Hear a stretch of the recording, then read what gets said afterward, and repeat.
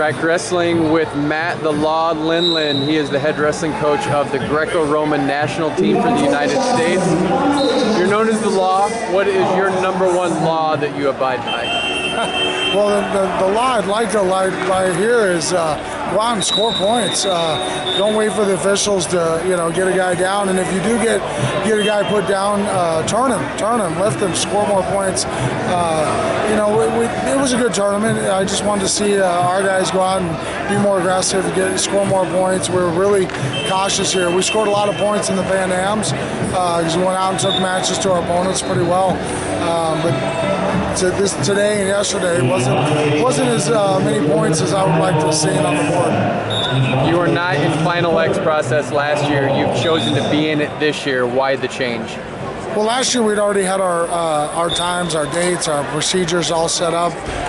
That was going to be some other like pro league, and then they switched it to Final X, and it didn't fit our schedule. We had a schedule in place, and the things changed with freestyle, and then all of a sudden women wanted in, and then they were saying, do you want Greco in it? And actually we would have done it had we not got our bonuses, but when they said that's fine, stay where you're at and we'll still pay the guys their bonuses, I didn't want my athletes losing out on any of that money, so we were fine with the way it is, and I think it's an exciting event, so we're excited to be a part of it. You have some firepower. How do you translate that into medals?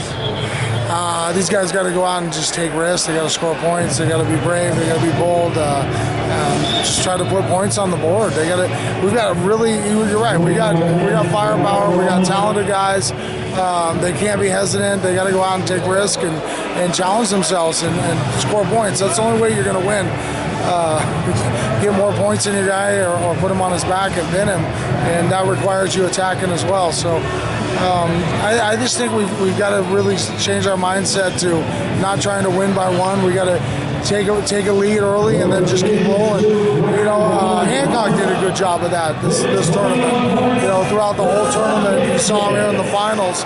It was just 1 point at a time, took a push out, then got a takedown, then got a turn, just 1, 2, just keep putting points on the board, keep attacking, keep looking for offense and ways to score, creating angles, getting to your ties. But if you're just pushing and trying to, get a guy tired and you're not trying to score points, it's hard to win matches. Might be the least glorious part of the sport, but how about parterre defense? How's that going to really win championships for you?